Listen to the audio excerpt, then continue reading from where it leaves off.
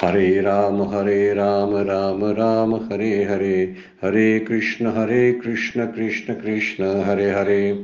ब्रह्मानन्दं परमसुखदं केवलं ज्ञानमूर्तिं द्वन्द्वातीतं गगनसदृशं तत्त्वमस्यादिलक्ष्यम् एकं नित्यं विमलं अचलं सर्वधी साक्षिभूतं भावातीतं त्रिगुणरहितं सद्गुरुं तं नमामि।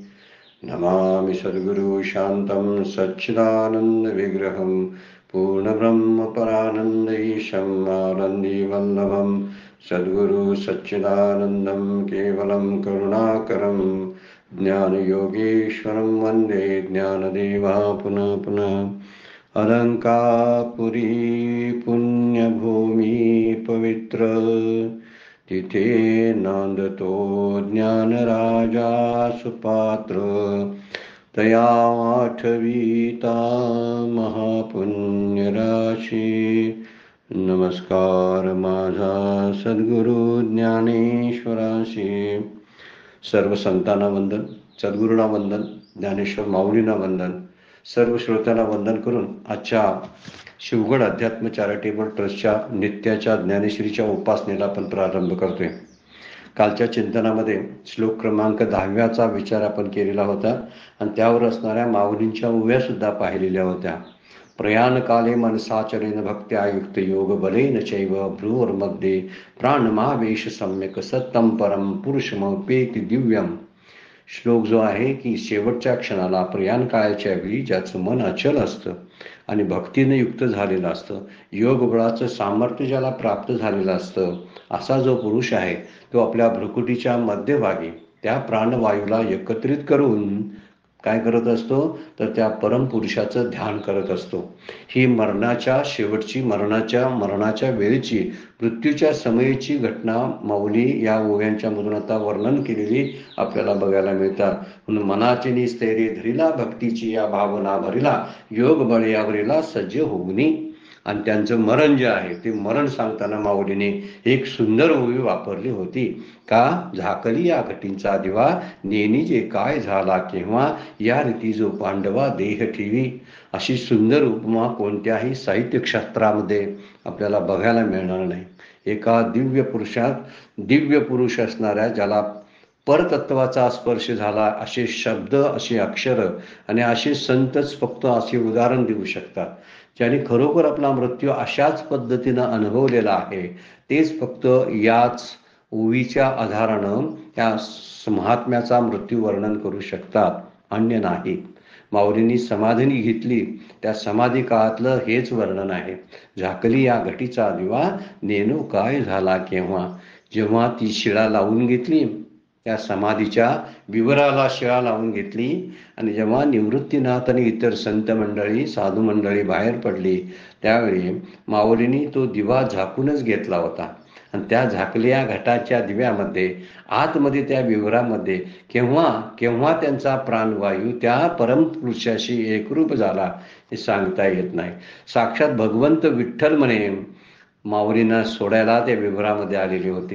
काय मृत्यू असेल त्यांचा, त्या मृत्यूला मृत्यू म्हणायचं की उत्सव म्हणायचं, हा विचार या माऊलींनी या झाकली या घटीचा दिवा या ओवीमधून सांगितलेला आहे। चिंतन करण्यासारखी ओवी आणि नुसती चिंतन नाही तर माझ्या मृत्यूची अवस्था अशापर्यंत मला नेता आली पाहिजे, यासाठी एवढी साधना माझी असली पाहिजे, एवढं वृत्तीचा पालट माझा झाला पाहिजे, असा विचार आपण करणं या ओवीवरून एक गोष्ट लक्षात येते। माऊलींनी पुढच्या 11व्या अध्यायावर ज्या ओव्या 11व्या श्लोकावर ज्या ओव्या टाकलेल्या आहेत त्या ओव्यांचा विचार आपण करणार आहोत।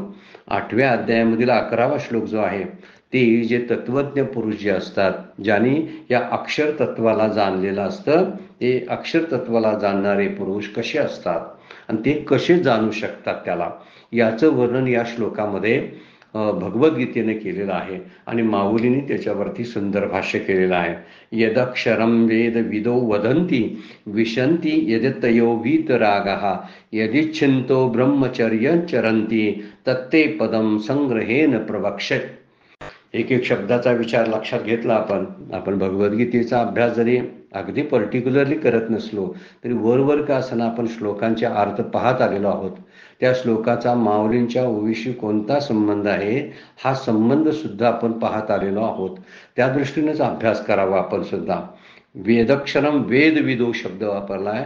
जे संत मंडळी महान तत्वपुरुष जे आहेत त्यांना वेदविद म्हणजे ज्यांनी वेदाला जाणलेलं आहे असे वेदवेत्ते त्याला अक्षर म्हणतात. यदाक्षरम वेदविदो वदंती त्याला अक्षर म्हणतात.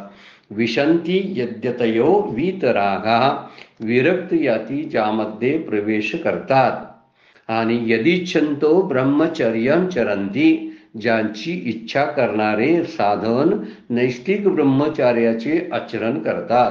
या अक्षर पुरुषाची इच्छा करणारे जे साधक आहेत ते साधन नैष्ठिक ब्रह्मचर्याचे आचरण करतात. ते चरंती तत्ते पदम संग्रहेन प्रवक्षे. थोडक्यात संग्रहेन म्हणजे थोडक्यात, प्रवक्षे म्हणजे तुला आता थोडक्यात ते ब्रह्मपदाचं वर्णन करतो.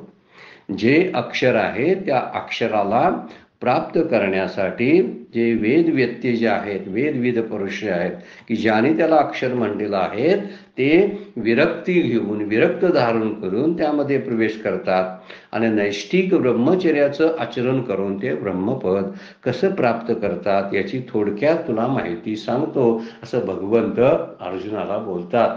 माऊलींनी त्याच्यावरती भाष्य केलेलं आहे. पण वेदार्थ जाणणारे असतात त्यांना वेदविदो शब्द वापरलेला आहे. जे त्याला अक्षर शब्द जो आहे तो अविनाशी या अर्थानं आहे.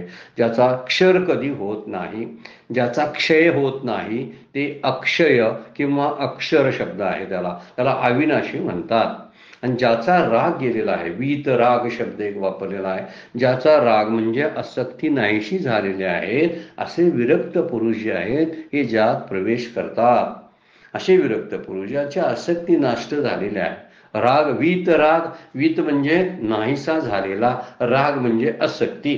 यांचे वितराग शब्द वापरलेला आहे. वीतराग हा. आणि ती इच्छा कशाची करतात? ज्याला जाणण्याची इच्छा करणारे जे पुरुष आहेत ते ब्रह्मचर्य पाळतात आणि ते ब्रह्मपद जे अक्षर आहे ते ब्रह्मपदाची माहिती तुला थोडक्यात सांगतो असं माऊली बोलतात. आता या ठिकाणी वर्णन करताना थोडंसं शास्त्रीय भाषेमध्ये सुद्धा माऊलींनी या उव्या टाकलेल्या आहेत. थोडंसं आपल्याला वेदांताचा थोडासा टच असायला लागतो, त्याशिवाय या गोष्टी लक्षात येत नाहीत. जाणण्यासाठी आपल्याला अक्षरज्ञान सुद्धा असावं लागतं. ते वेदांताचं नाही म्हणजे उपनिषदांचं ज्ञान ज्याला आपण वेदांत म्हणतो त्याचंही थोडक्यात विवरण या 2-4 उव्यामधून माऊली सुरुवातीलाच करतात. सकळा जाणणे या जे लानी जाणीवेची जी खाणी त्या ज्ञानी याचेने आईनी जया ते अक्षर म्हणते.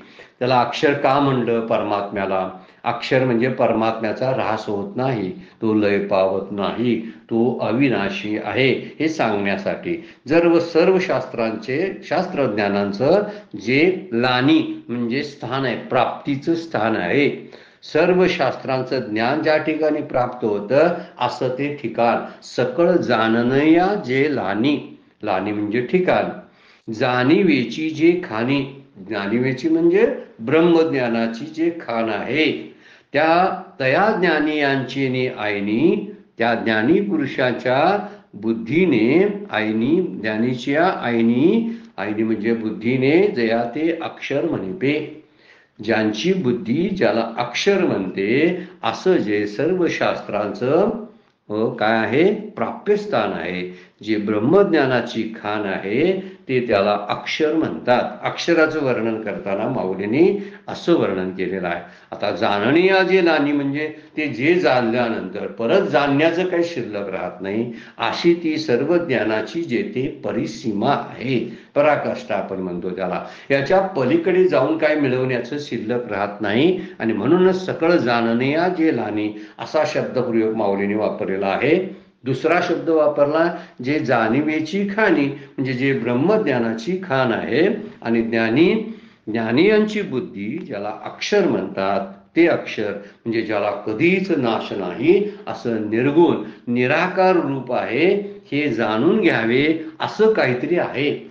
जे जाणलं पाहिजे असं काहीतरी आहे. म्हणून सकळ जाणणे जे लानी, जे जाणून घ्यावंच लागेल, घ्यावं असं जे आहे ते आहे. जे जाणून घ्यावाला पाहिजे असं काहीतरी आहे. आणि ज्याच्या ठिकाणी जाणण्याचा म्हणजे वृत्तीज्ञानाचा जिथं शेवट होतो, म्हणजे जे जाणल्यानं आणखी काहीच जाणायचं शिल्लक राहत नाही असं.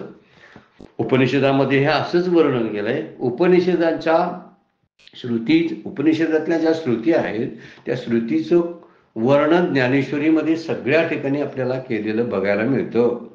सगळीकडे आहे.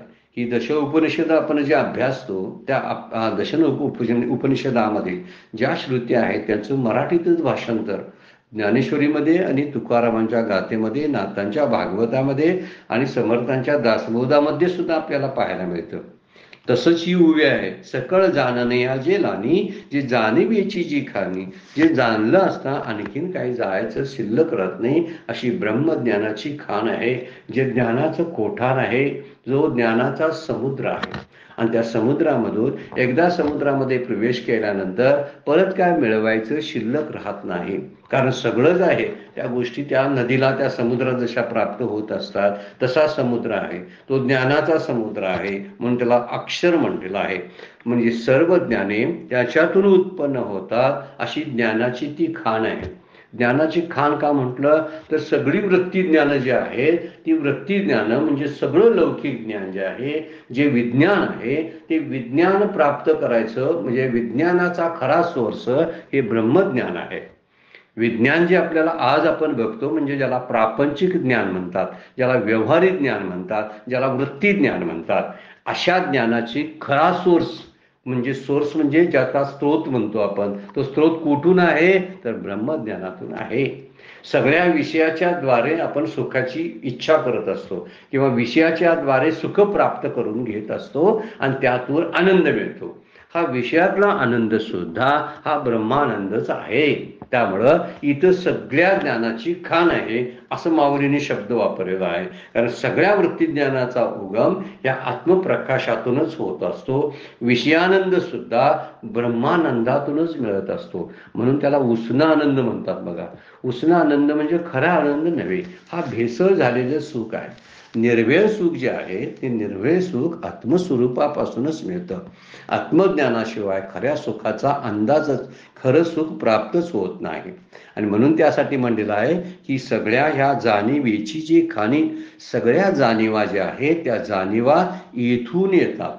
नेणिवा ज्या आहेत त्या इथून येतात. मला कळतं, मला कळत नाही, या दोन्ही गोष्टी या ब्रह्मज्ञानाच्या खाणीतून निपजतात. आणि म्हणून माऊलीने शब्द वापरला आहे, त्या ज्ञानियांची आईनी ज्या ते अक्षर म्हणते, अशाला ज्ञानियांची बुद्धी त्याला अक्षर म्हणते.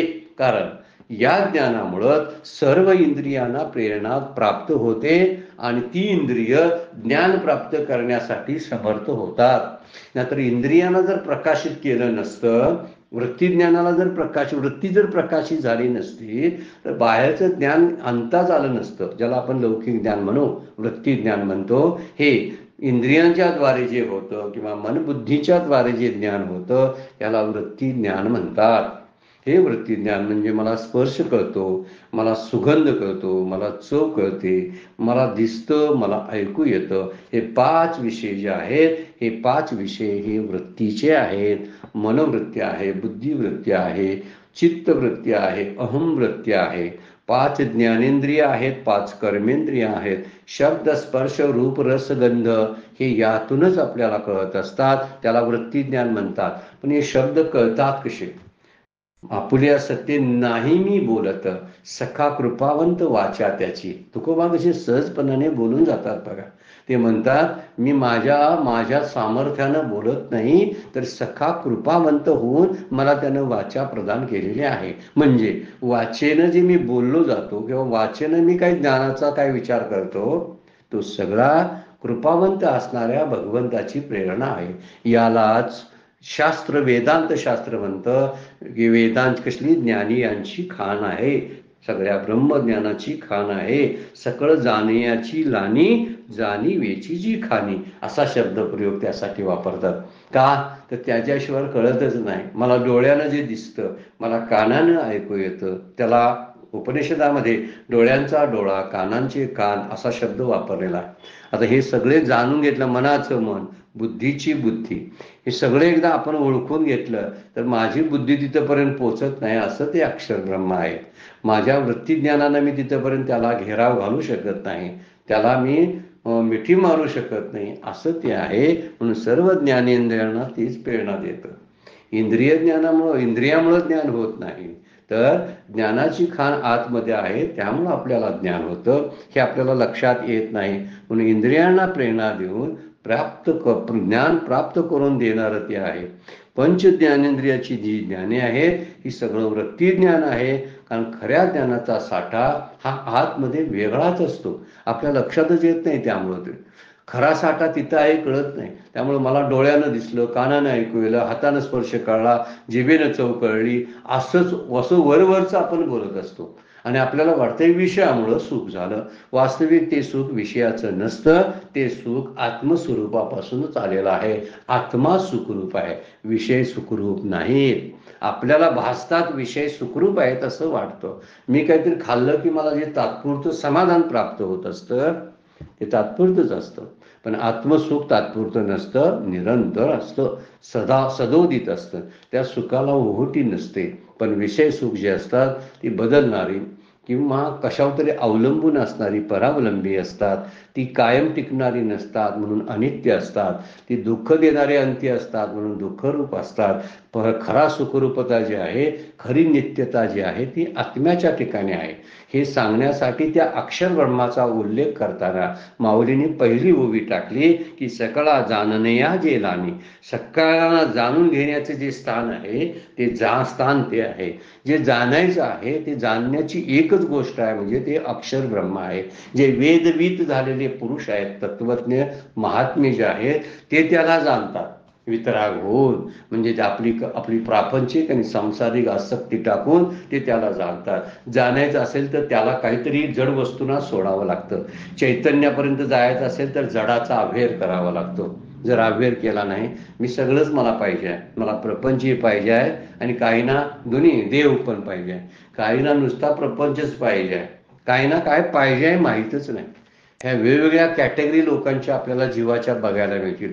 काय पाहिजे काय कळतच नाहीत, असे पामर आणि विषय आहेत. काय पाहिजे कळतच नाही. काहींना नुसता प्रपंचच पाहिजे असे विषय असतात, नुसता प्रपंच पाहिजे. आणि काहींना वाटतंय प्रपंचाच्या पलीकडे काहीतरी आहे वाटतंय, आणि काहीतरी आहे हे तपासायला जाणारे जिज्ञासू असतात. आणि ज्यांचा तपास पूर्ण झाला आणि शेवटी जिथे येतात ते वेदविद शब्द वापरलेला आहे. इथं वर्णन मिळतं, वेद यदक्षरम वेदविदो वदंती. ते जे वेदवित झालेले आहेत ज्ञानी पुरुष, ज्यांनी याची प्राप्ती करून घेतलेली असते, ते त्याला अक्षर ब्रह्म म्हणतात. अक्षर म्हणतात म्हणजे ज्याचा क्षर होत नाही असा. कारण खऱ्या ज्ञानाचा साठा तो आहे. हे एकदा प्राप्त केलं की पुन्हा प्राप्त करायला लागत नाही. म्हणून सगळ्या ज्ञानाची ती परिसीमा आहे. सकळा जाणनया जे लानी.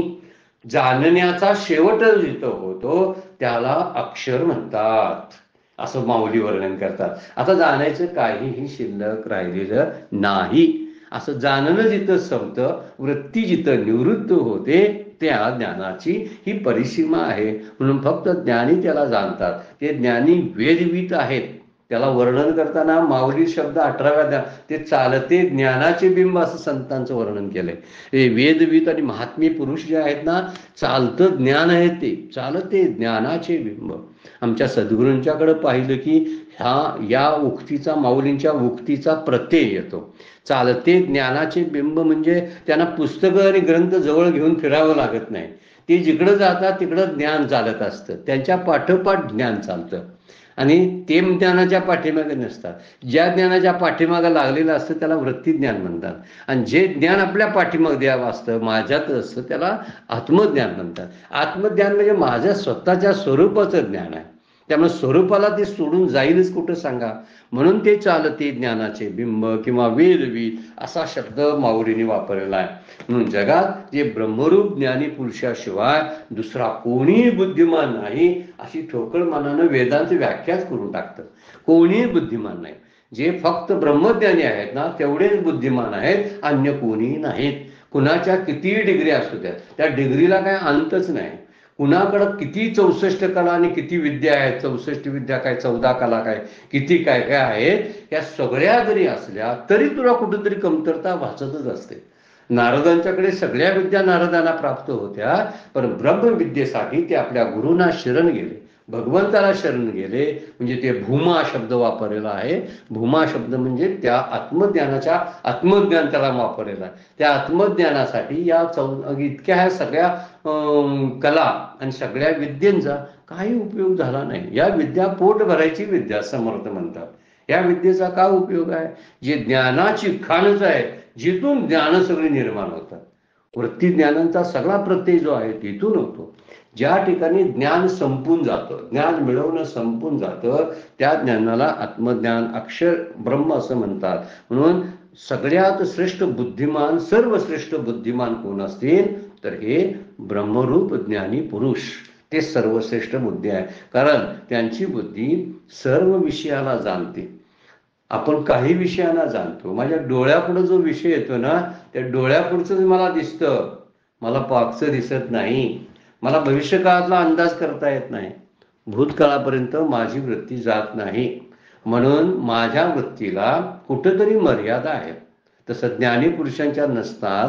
म्हणून त्यांची बुद्धी सर्व विषयांना जाणणारी असते. म्हणून त्यांना सर्वज्ञ, वेदविद शब्दाचा अर्थ आहे सर्वज्ञ म्हणतात. अशा ज्ञानी पुरुषांनी त्याला काय म्हटलेलं आहे? या ज्ञानाला किंवा या ब्रह्मस्वरूपाला अक्षर म्हटलेलं आहे. म्हणजे अक्षर शब्दाचा अर्थ आहे इतर ज्ञाने वृत्तीवर जशी अवलंबून असतात आणि नष्ट होणारी असतात, नाशरहित असतात, नाश होणारी असतात, ती सगळ्या ज्ञानांचा नाश होऊ शकतो. पण अक्षर जे आहे त्याचा नाश, त्याचा अक्षर होत नाही.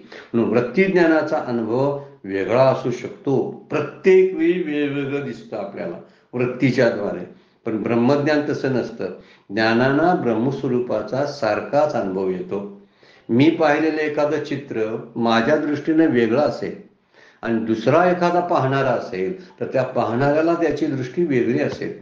मी ज्या विषयावर एखादं निरूपण करतो किंवा त्याचं स्पष्टीकरण देत असतो एखाद्या शब्दाचं, ते स्पष्टीकरण माझ्या दृष्टीनं असेल, त्याचंच स्पष्टीकरण एखादा दुसरा माणूस वेगळ्या पद्धतीने देतो. बघा, वृत्ती ज्ञानाचे विषय कसे बदलतात. परंतु ज्ञानी पुरुषांची जी अवस्था जी आहे, त्यांची जी स्थिती आहे, ती सर्वांची सारखी आहे. त्या ठिकाणी वेगळं कोण नाही. गार्गी ज्या स्थितीमध्ये होते त्या स्थितीमध्ये संत जनाबाई होत्या.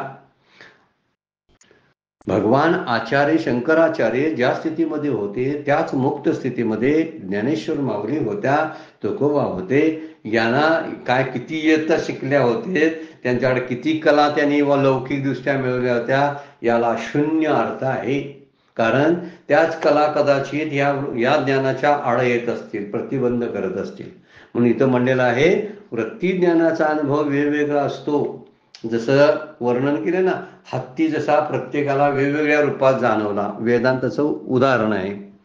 हत्ती कुणाला काय, कुणी हा पाय धरला त्याला खांबासारखा, कुणाला कान धरला त्याला सोपासारखा. तसं प्रतिज्ञानामध्ये बदल होतो. पण ब्रह्मज्ञानातली सगळ्यांची जी जाणण्याची जी स्थिती असते ती एकच असते. तो अपरोक्ष अनुभव जो सगळ्यांचा आहे ना, तो एकच असतो. जो चोखोबांना जो आला तोच ज्ञानेश्वर माऊलींना आला, तोच गोरोबा कुंभारांना आलेला आहे. प्रत्येकाचा अनुभव वेगवेगळे नाहीत बरं काय. त्यांनी भाषा वेगळी वापरली असेल, त्यांच्या जाती वेगवेगळ्या असतील, त्यांची नावं वेगवेगळी असतील, त्यांनी जी साधना केली ती वेगवेगळी असेल, परंतु त्यांचा अनुभव मात्र एक आहे. लौकिक ज्ञानामध्ये म्हणजेच वृत्ती ज्ञानामध्ये हा फरक जाणवतो, वेगवेगळा असतो. पण इथं वर्णन करताना अक्षर ब्रह्माचं वर्णन केलेलं आहे. त्याला ज्ञानियांची बुद्धी, ज्ञानियांची नि आईनी, म्हणजे ज्ञानी पुरुषाच्या बुद्धीने ज्याला अक्षर म्हटलेलं आहे. कशाला? सकळा जाणनया जे लानी, सगळ्या शास्त्रज्ञानांचं जे उगमस्थान आहे, जाणीवेची जी खाणी, जे ब्रह्मज्ञानाची खाण आहे, त्याला अक्षर ब्रह्म असा उल्लेख ज्ञानी पुरुष करतात. माऊलीने वर्णन कुठल्याचं केलंय? यदक्षरम वेद वेदो विदो वदंती. आता पुढे समजा वितरागाचं वर्णन येईल, पण त्यापूर्वी उदाहरण दिले माऊलीने. बघा, चंड वाते हिन मोडे ते गगनची गे पुढे वाचुनी जैर होईल मेहुडे तरी उरेल कैसे. पुढे प्रश्न विचारलाय माऊलीने बघा. 101 नंबरच्या ओळीमध्ये तो प्रश्न विचारलेला आहे. चंड वाते, चंडवात शब्दाचा अर्थ आहे प्रचंड वारा, सोसाट्याचा वारा. चंड वाते ही न मोडे ते गगनची के पुढे, जे वाऱ्यानंही प्रचंड वाऱ्यानं मोडत नाही असं खरोखर जर पाहायला गेलं तर ते आकाशच आहे हो. दुसरं काय आहे सांगा बघू. प्रचंड सोसाट्याचा वारा सुटला तर मोठमोठ्या इमारती जमीनदोस्त होतात, जुनी बळकट झाडं सुद्धा उन्मळून पडतात. पण आकाशावर काय फरक पडतो काय. समुद्राच्या लाटा उसळतात, पर्वताचे आकार बदलतील, सगळ्या गोष्टी घडतील, प्रलय होईल पृथ्वीवरती. पण प्रलय जरी झाला तरी आकाशामध्ये मात्र स्थित्यंतर होत नाही, इतकं ते स्थिर आहे. जसं आकाशामध्ये बदल होत नाही असं ते अक्षर आहे. वरच्या विचाराने विषय पकडावा लागतो. जे प्रचंड वाऱ्यानेही मोडून पडत नाही असे आकाशच आहे. आणि आकाश आहे कसं म्हणलेलं आहे, वाचुनी जरी होईल मेहुडे तरी उरेल कैसे. आता आकाश जर स्थिरते वाचून मेघासारखं हलकं होईल, मेवढं म्हणजे मेहुडे जर हलकं झालं तर प्रचंड वाऱ्यापुढे कसं टिकल सांगा बघू. जरी आकाश जर ढगासारखं जर झालं, ढग कसे असतात, नेहमी अस्थिर असणारं ढग आहे. आणि अस्थिर असणाऱ्या ढगासारखं जर आकाश झालं तर ते आकाश टिकेल का. तसं प्रलय मोठा झाला, प्रचंड वादळ झालं, त्या प्रचंड वादळापुढे टिकणारं स्थिर राहणारं बळकट असं फक्त एक आकाशच आहे. कारण आकाशाची मोडतोड होऊ शकत नाही. म्हणून म्हणतात चंड वाते हिन मोडे ते गगनची के पुढे वाचुनी जरी होईल मेवढे तरी उरेल कैसे. म्हणजे आकाशाप्रमाणे ते अविनाश आहे. हे सांगायसाठी एवढी ओवी वापरलेली आहे. अक्षर आहे ते सांगायला पाहिजे ना, अविनाश आहे सांगायसाठी. जसा आकाशाचा नाश होत नाही कोणत्याही स्थितीमध्ये, तसं यामध्ये किती विद्या कला काय असतील इकडे तिकडे होईल, पण या ज्ञानाचा मात्र नाश होत नाही. हे ज्ञान चिरंतर असतं, एकदा प्राप्त झालं की ते जात नाही.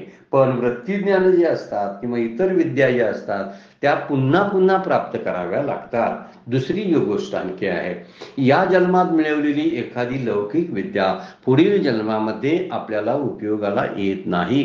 पण या जन्मामध्ये झालेला सद्गुरूंकडून झालेल्या उपदेशाचा ज्ञानाचा स्पर्श जर योगात प्रारब्धानं पुढचा जन्माने मिळालाच तर पुढील जन्मामध्ये या ज्ञानाचा उपयोग होतो. ही आश्चर्यकारक गोष्ट आपल्याला संतांनी शास्त्रांनी सांगून ठेवलेली आहे. म्हणून या ज्ञानाचा कधीच नाश होत नाही, कारण ते आकाशासारखं असतं. केवढाही प्रलय असू दे, प्रारब्धाचे तडाखे असू दे, संकटांची मालिका असू दे, तरी सुद्धा ब्रह्मज्ञानी पुरुष विचलित होत नाही. हे सांगण्यासाठी दुःखेषु अनुद्विग्न मना सुखेषु विगत स्पृहा आणि वर्णन विचलित होत नाही. ते इतक्या मोठ्या याच्यात गुरुनापीन विचारते. प्रचंड असलेल्या संकटामध्ये सुद्धा ते विचलित होत नाही. दुःखेष्वानुद्विग्न म्हणा, सुखेषु विगत प्रिया. आणि इतर सगळी जी भय आहेत, संकट आहेत, क्रोधादी विकार आहेत, याने डळमळत होत नाहीत ते. म्हणून सोसाट्याचा वारा किंवा आणखीन मोठं काहीतरी असेल तर आणखीन प्रलय झाला तर प्रलयाच्या काळात सुद्धा आकाशाचा नाश होत नाही, असं ते अक्षर आहे. परमात्म तत्व परमतत्व जे ते असं आहे. तेच ज्ञानी पुरुषांना लागू पडतं. ज्ञानी पुरुष प्रारब्धाच्या आणि संकटाच्या तडाख्यानं विचलित होत नाहीत. आपल्या आयुष्यात त्यांच्या काही घडामोडी घडो, शारीरिक स्थिती कशीही असो, कौटुंबिक स्थिती कशीही असो, प्रपंच चांगला असो ना तर मोठा असो ना तर आणि वेगळा सगळा कसा असो, कसाही असला तर त्या स्थितीला त्यांच्या धक्का लागत नाही. ते आकाशासारखे स्थिर असतात. म्हणून इथे शब्द वापरलाय चंड वाते ही न मोडे ते गगनचे के पुढे वाचुनी जरी होईल मेवढे तरी उरेल कैसे. म्हणजे आकाश ढग हे वृत्तीज्ञानाचं प्रतीक आहे. ढग हालचाल करतात ना, मेहुडे शब्द वापरले. इतके हलकी होतील तर त्या आकाशासारखं आकाश पण असलंच हलकं झालं तर टिकेल काय हो. उरेल काही तरी उरेल कैसे. आकाश जर ढगासारखं हलकं झालं तर उरेल काय, नाही उरणार. तसं वृत्तीज्ञानाच ढग हे वृत्तीज्ञानाचं प्रतीक आहे. वृत्ती ज्ञान असे स्थिर असतात, हलणारे असतात, ढगासारखे असतात. पण आकाश मात्र आत्मस्वरूपासारखं अक्षर आहे. म्हणून आकाश हे आत्मस्वरूपासारखे निश्चल आहे. ढगासारखं असतं तर काय झालं असतं, तर प्रलय काळामध्ये ते अजिबात टिकलं नसतं. आणि कितीही वारा आला किंवा आकाश काही झालं तर जगात ते आकाश अजिबात हलत नाही. हे सांगायसाठी एक दृष्टांत दिलेला आहे. हा दृष्टांत 100व्या ओवीसाठीच दिलेला आहे बरं का. अक्षर शब्दाचं महात्म्य सांगण्यासाठी दिलेला आहे. त्यामुळे ढग आणि आकाश यांच्यामध्ये तुलना केलेली आहे. ढग हे हलक्या दर्जाचं वृत्ती ज्ञान आणि आपल्या मिळवलेल्या विद्या आहेत, आणि आत्मज्ञान हे आकाशासारखं अविचल असतं. हे सांगण्यासाठी माऊलींनी दृष्टांत दिलेला आहे. त्याच्या पुढे बोलतात काय बघा, 102 नंबरच्या ओमध्ये, तेवी जाणनिया जे आकळले, जे जाणवले पणेची उमानले. कसे शब्द वापरले बघा, पूर्वीचे जुने शब्द आहेत आणि ते शब्द या ठिकाणी माऊली वापरतात. जे देवी जाणनिया जे आकळले, ते जाणिवले पणेची उमानले, मग नेनेवीची तया म्हणतले अक्षर सहजे. वर्णन कसं करतात, जगाच्या कुठल्याही गोष्टीचं वृत्ती ज्ञानाने कळले, ते कळले जाणले असे होते. वृत्ती ज्ञानानं सुद्धा कळलं, मला ते जाणलं असं होतं, परंतु ते मर्यादित असतं.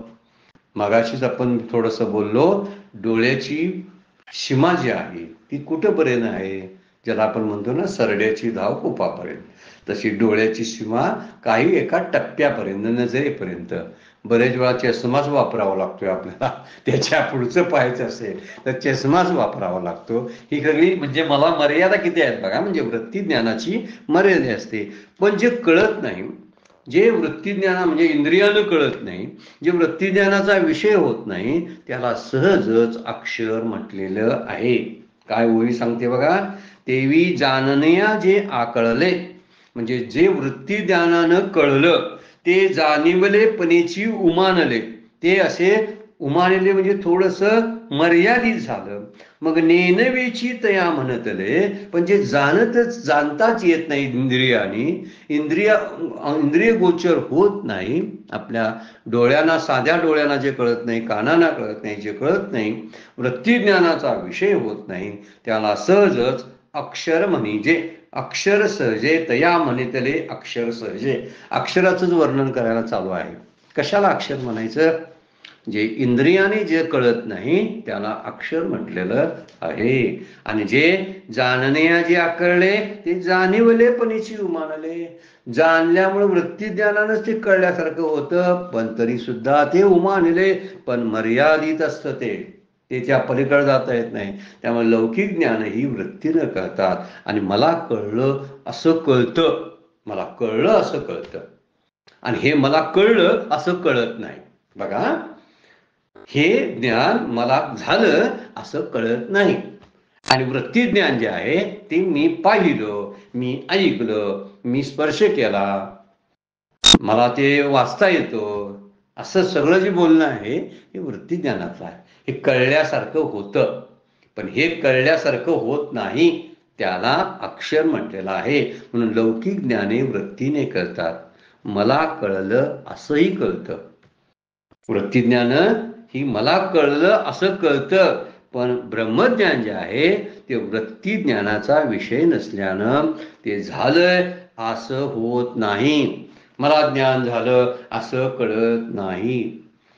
त्यांच्या सत्पुरुषांच्या, जीवनमुक्त पुरुषांच्या लक्षणावरून शास्त्राने ते वर्णन केलेलं आहे, किंवा जीवनमुक्त पुरुष आपल्या अनुभवावरून त्यांनी ती शास्त्र लिहून ठेवलेली आहेत. त्यावरून आपल्याला कळतंय की हे जीवनमुक्त पुरुष आहेत, यांना ज्ञान झालेलं आहे असं आपल्याला कळत असतं. आता त्यांना ज्ञान झालेलं आहे, हे ज्ञान मला व्हायसाठी मी त्या काठावर तरी त्यांच्या असलो पाहिजे, तरच मला कळेल. तेही कळत नाही. म्हणून महात्म्यांची हेळसांड झालेली आहे आतापर्यंत. महात्म्यांची बदनामीच केलेली आहे लोकांनी. का? त्यांना त्यांचं महात्म्य कळलं नसल्यामुळं, त्यांचं मोठेपण कळलं नसल्यामुळं. कारण कळण्यासारखं ते नाहीच. खरी गोष्ट आहे, माझी दृष्टीच मर्यादित आहे. माझ्या मर्यादित दृष्टीला ते कसं कळेल सांगा बघू, कळणार नाही. म्हणून काय होतं म्हटलेलं आहे, ते जाणवलेपणेची उमानले, ते मर्यादित होतं. जाणलं जातंय पण मर्यादित असतं. डोळ्याची कक्षा जिथंपर्यंत आहे तिथंपर्यंतच कळणार आहे. कानाची काय डेसिबल्स आहे ते ऐकायची ताकद आहे ना, तेवढंच ऐकणार आहे. त्याच्या पलीकडचं ऐकणार आहे काय ते ऐकत नाही. पण सर्वज्ञ पुरुष जे वेदविद झालेले असतात त्यांना जगाची महती करते. मुंगीच्या पावलाच्या आवाजाची त्यांना जाणीव होते. एवढं संवेदनाशील त्यांचं मन झालेलं असतं. त्यामुळे सगळ्या संबंध विश्वाबद्दलच्या घडामोडीबद्दल त्यांना ज्ञान असतं. म्हणून ते खरे ज्ञानी असतात. म्हणून डोळ्यानं जग दिसतं, पण डोळा दिसतो काय सांगा? एक उदाहरण घेतलं आपण. कळलं असं होत नाही का बघा. जर मला डोळ्याने दिसतं पण मला माझा डोळा दिसत नाही, तसं मी मुक्त आहे किंवा मी ज्ञान, मला ते ब्रह्मज्ञान मिळालं असं ब्रह्मज्ञानाला कळत नाही. आता जर कोण मला ज्ञान झालं, मी मुक्त झालो, मला ब्रह्मज्ञान झालं असा कोण म्हणत असेल तर त्याला वेडा तरी म्हणायला पाहिजे, नाहीतर कमी ज्ञानी तरी म्हणायला पाहिजे. काहीतरी म्हणायला पाहिजे त्याला. वेळाच म्हणायला पाहिजे. वास्तविक तो मूड म्हणायला पाहिजे त्याला, की तू अशा मर्यादित ज्ञान जे झालेलं असतं, कुठंतरी शास्त्राचं थोडंसं ज्ञान असतं, कीर्तन प्रवचन करता येतात, कोणीतरी काहीतरी पदव्या दिलेल्या असतात, लोक पदवी देतात. ती काय पदवी दुसऱ्याने कुणी दिलेली? काय देवाने दिलेली पदवी आहे काय? देवाची एकच पदवी आहे, ती म्हणजे ब्रह्मपदवी. दुसरी पदवी काही नसतेच. जी श्रीगुरूंना प्राप्त झाली असते ना, श्रीगुरू आपल्याला देत असतात. आणि श्रीगुरू देतात म्हणजे असं हाताने देत नाहीत बरं का, ते कृपा कटाक्षाने देत असतात. त्यामुळं कुठल्या काहीतरी लौकिक पदव्या जर कुणाला काहीतरी मिळालेल्या असतील, कुठलीही पदवी मिळालेली असतील आणि ती पारमार्थिक जरी असली तरी सुद्धा ती मात्र लौकिकामध्येच मोडतात. त्याला ब्रह्मज्ञान झालंय असं म्हणताच येत नाही. म्हणून ब्रह्मज्ञान मला झालं असा जर कोण म्हणत असेल, त्याची व्याख्या तुकोबा काय करतात बघा. मुक्त झाला ऐसे बोलो जाय मुखे, तुका मने दुःखे बांधला तो. खरा दुःखी तोच आहे. मुक्त झाला ऐसे बोलो जाय मुखे, आपल्याच तोंडानं सांगतो. असं सांगता येईल काय हो ब्रह्मज्ञान झालेलं? म्हणून ते मर्यादित असतं, ते वृत्तीज्ञान. ते सांगता येईल की मला अमुक अमुक शास्त्राचं ज्ञान झालं, मला ज्ञानेश्वरी पाठ आहे, मला भगवद्गीता पाठ आहे. काय लौकिक सगळी ज्ञान आहे, अक्षर ज्ञान आहे.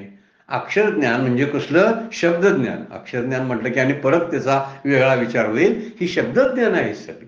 आणि या शब्दज्ञानाला अक्षर ज्ञानाची काही सरच येणार नाही. अक्षर ते क्षर न होणार. माझं ज्ञान माझ्या मृत्यूबरोबर नष्ट होतं. बघा, माझं समजा मी कोम्यामध्ये गेलो तर मला काही कळत नाही, म्हणजे नष्ट झालं ना. तसं हे ज्ञान ब्रह्मज्ञान आहे, ते नष्ट होत नाही. म्हणून एखादी गोष्ट लक्षात घेतलं तर हे नित्यप्राप्त आहे ना. नित्यप्राप्त असल्यामुळं ईश्वर हा मिळवायचा नसतो, तर त्यात मिळून जायचं असतं. हा एक सुंदर वाक्य आहे. ईश्वर हा प्राप्त करायचा नसतो, मिळवायचा नसतो. मग काय करायचं? त्याच्यातच मिळून जायचं असतं. मिळवायचं नसतं, मिळून जायचं असतं. त्याच्याशी एकरूप व्हायचं असतं. एकरूप होणं म्हणजे मग ज्ञान प्राप्त झालं. अशी कशी देवाणघेवाण काय होईल सांगा? या ज्ञानामध्ये देवाणघेवाण नसते. देणारा कोणतरी, घेणारा कोणतरी, असं काही नाही. कारण दोघेही ब्रह्मरूप आहेत. काय देतील आणि काय घेतील कुणाकडून सांगा बघू? काय घेता येत नाही, देता येत नाही. म्हणून त्याचा देहभाव हळूहळू कमी होतो, जीवभाव जातो. देहभाव आणि हळूहळू जीवभाव, म्हणजे जीवभाव असणारा मी मी म्हणतो तो जीवभाव, आणि माझं म्हणतो तो देहभाव, असा जेव्हा टाकून आत्मभाव जेव्हा धारण करतो ना, तेव्हा तो आत्मस्वरूपाशी एकरूप झालेला असतो. त्याला अक्षर काय आहे कळतं. म्हणून जे ज्ञान जगाच्या उपाधीनं कळतं त्याला उपाधी लावावी लागते, काहीतरी लागतं. खुर्ची समोर असावी लागते तर मला खुर्चीचं ज्ञान होतं. याला उपाधी म्हणतोय आपण. उपाधीनं युक्त असलेला आहे. समोर एखादी व्यक्ती असते, त्याला नाव असावं लागतं, त्यालाच एक आकार असला तर म्हणतो अमुक अमुक पुरुष समोर आहे बघा. त्याला उपाधी आहे, नावाची आहे, आकाराची उपाधी आहे. म्हणून जगाच्या उपाधीनं कळतं ते वृत्ती ज्ञानाला विषय होत नाही. हे सांगण्यासाठी माऊलीने ओळ वापरलेलं आहे. ते जाणण्या जे आकळले ते वृत्ती ज्ञानानं कळलं. जे जाणवलेपणीच उमाले परंतु ते मर्यादित झालेलं आहे. मग नेनेवीची त्या म्हणतले, परंतु जे नेणीव म्हणजे जे इंद्रियानं बुद्धिमनानं कळणार नाही ते असं असणार जे सहज अक्षर आहे. कारण त्याला देश काल वस्तूची मर्यादा नसते. आणि वृत्ती ज्ञानाला उमानले शब्द वापरलेला आहे, त्याला देश काल वस्तूची मर्यादा येते. परंतु जे ज्ञान स्वयंप्रकाश आहे त्या ज्ञानासाठी वृत्तीची गरज लागत नाही, कारण ते देश काल परिच्छिन्न असतं, म्हणून अमर्याद असतं, म्हणून सहज असतं. त्याला अक्षर म्हणलेलं आहे. आणि जे जे दृश्य जगात स्थूल किंवा सूक्ष्म ज्ञान जे आहे ते बुद्धीच्या सहाय्यानं ग्रहण करता येतात. कुठलीही ज्ञान असू देत. आपण मगाशी म्हणलं किती कला आहेत, किती विद्या आहेत, त्या मर्यादित आहेत, मोजता येतात. मी किती सर्टिफिकेट मिळवली मोजता येतात. मी कुठल्या कुठल्या डिग्री मिळाल्या त्या सांगता येतात. ह्यातलं सांगता येत नाही. आणि हे नाशवंत म्हणून त्याचं ज्ञान क्षरज्ञान आहे. सगळी लौकिक ज्ञान क्षरामध्ये मोडतात. पण परब्रह्मासंबंधी जे ज्ञान आहे ते इंद्रियातीत आहे, ते त्रिगुणांच्या पलीकडे आहे. त्यामुळे त्याला कुठलीही मोजपट्टी लावता येत नाही, त्याला मोजताच येत नाही. म्हणून अज्ञानाला नाही तरी बुद्धिमानाला सुद्धा ते आकलन होणार नाही, कारण ते अमर्याद आहे, अविनाशी आहे. म्हणून त्याला अक्षर म्हटलेलं आहे. कुठलीच मोजपट्टी लागत नाही. कितीही मोठा माणूस असू दे की तो ज्ञानाची जर ब्रह्मज्ञानाची मोजायला लागला तर त्याला मोजता येणार नाही, त्याच्या बुद्धीनं त्याला ते कळणार नाही. त्यामुळं व्यवहारात अंतःकरण वृत्तीला ज्ञान म्हणतात. आणि ती वृत्ती ब्रह्मज्ञान करून देते, बाह्य ज्ञान करून देते, ब्रह्मज्ञान करून देत नाही. यासाठी या वृत्ती ज्ञानासाठी काहीतरी विषय लागतो, त्याला आपण ज्ञेय म्हणतो. बघा, कुठला तरी विषय समोर लागतो, काहीतरी वस्तू आकार लागते, त्याचं काहीतरी नामरूपानं असायला पाहिजे, काहीतरी क्रिया घडली पाहिजे, तरच आपल्याला ते कळतं, नाहीतर कळत नाही. त्याला ज्ञेय म्हणतात. बघा, काहीतरी वस्तू लागते त्याला ज्ञेय म्हणतात, काहीतरी विषय लागतो. आणि त्या ज्ञानाचा आश्रय जो अंतःकरण त्याला प्रमाता म्हणतात. थोडासा हा विचार थोडासा शास्त्राचा आहे. विचारसागरमध्ये आपल्याला याची किंवा परमपूज्य काकांच्या परमार्थ विज्ञान पुस्तकामध्ये याचं वर्णन प्रमाता कशाला म्हटलेलं आहे. जो जो प्रमाणानं जाणतो तो प्रमाता असतो, त्याला जीवच म्हटलेला आहे. काहीतरी प्रमाण असलं पाहिजे ना त्या प्रमाणानं. आणि हे प्रमाणाचं नाही, जाणता येत नाही, याला कुठलंच प्रमाण चालत नाही. म्हणून हे बुद्धीचा विषयच होत नाही, वृत्तीचा विषय होतच नाही. म्हणून जड असतो तो ज्ञानाचा विषय होतं, पण चेतन स्वरूप असलेला ज्ञानाचा विषय होत नाही, कारण मुळातच ते ज्ञान स्वरूप आहे. ते कुठल्या कारणानं कसं जाणता येईल, जाणताच येणार नाही. वस्तू कुठलीही जड वस्तू जाणता येते. अमृतानुभवमध्ये फार सुंदर त्याच्यावर भाष्य केलेलं आहे. प्रत्यक्षात जाऊन 5व्या प्रकरणामध्ये आपण बघता येईल. बघा, विषो नाही कोणाही जया प्रमेयत्व नाही तया स्वयंप्रकाशा काही प्रमाण होय. माऊलींनी प्रश्न विचारलाय त्या अमृतानुभवमध्ये. विषो नाही कोणाही, तो कुणालाच विषय होत नाही ते ज्ञान. जया प्रमेयत्वही नाही, प्रमेय म्हणजे जे जाणता येण्यासारखं ज्ञेय आहे असं प्रमाण, त्याला प्रमाणानं जे जाणता येतं असं प्रमेयत्वही त्याला नाही. तया स्वयंप्रकाशा काही प्रमाण होय. त्या स्वयंप्रकाशाला कुठलं प्रमाण वापरायचं. मात्र वस्तूचं जर बघितलं तर ही वस्तू म्हणजे आत्मस्वरूप जर जाणायला गेलं तर आपण त्याच्याशी एकरूपच होतो. मग जाणणारा शिल्लक कसा राहील. आणि शिल्लक राहिला नसेल तर मला ज्ञान झालं असा कसा सांगेल. तो शिल्लकच राहत नाही. म्हणून म्हटलेलं आहे बघा, एवं वस्तूशी जाणो जाता. त्या आत्म्याला जर जाणायला गेलो, जाणण्याची वस्तू तत्वता, ती जाणायला गेलेली वस्तूचाच आपण म्हणतो ते जाणणे आणि जाणता कैसा उरेल. कसं उरेल सांगा बघू. जाणणारा आणि जे जाणण्याचं आहे ती अशी गोष्ट वस्तूच उरत नाही. म्हणून एखाद्या पदार्थाला आपण जाणायला गेलो की त्या पदार्थाशी एकरूप होतो. असं वृत्तीज्ञानात होत नाही. तो पदार्थ वेगळा राहतो आणि मी वेगळा राहतो. मी खुर्चीला पाहिलं तर खुर्ची माझ्यापासून वेगळीच आहे आणि जाणणारा मी बाजूलाच आहे. पण हे ज्ञान जे आहे, अक्षर ज्याला शब्द वापरला त्याला मर्यादाच नसते, हे मर्यादित आहे. म्हणून मर्यादित आहे म्हणून ज्ञानरूप आत्मा हा वृत्ती ज्ञानाचा विषय होत नाही. वृत्ती जेव्हा निवृत्त होते, लय पावते, त्याच वेळी हे ज्ञान होतं, त्याला अक्षर म्हणलेलं आहे. म्हणजे त्यालाच अक्षर म्हणतात. त्याच वेळी आपल्याला त्या अक्षराचा अर्थ कळेल असं माऊलींनी या ओळीमधून सांगितलेलं आहे. पण ते म्हणतात, तेवी जाणणे जे आकळले ते जाणिविले पणेची मानले मग नेनेवीची त्या म्हणतले अक्षर सहजे. जरासं ऐकायला कठीण वाटलं असेल पण तरी सुद्धा त्याच्यावर चिंतन करायला पाहिजे. वृत्तीज्ञान आणि ब्रह्मज्ञान याच्याचा फरक माऊलींनी या ओळीमधून सांगितलेला आहे. क्षर कोणतं आणि अक्षर कोणतं याचा विचार मांडण्यासाठी, अक्षर स्पष्ट करण्यासाठी वृत्तीज्ञानाचा कमीपणा माऊलींनी या ओळीतून सांगितला आहे. वेळ संपलेली आहे, आपल्याला थांबावं लागते. आजची सेवा सद्गुरूंच्या चरणी, भगवान ज्ञानेश्वरांच्या चरणी अर्पण करून विराम घेऊया. पुंडलिक वरदारी विठ्ठल श्री ज्ञानदेव तुकाराम. विठ्ठल विठ्ठल विठ्ठल विठ्ठल विठ्ठल विठ्ठल विठ्ठल.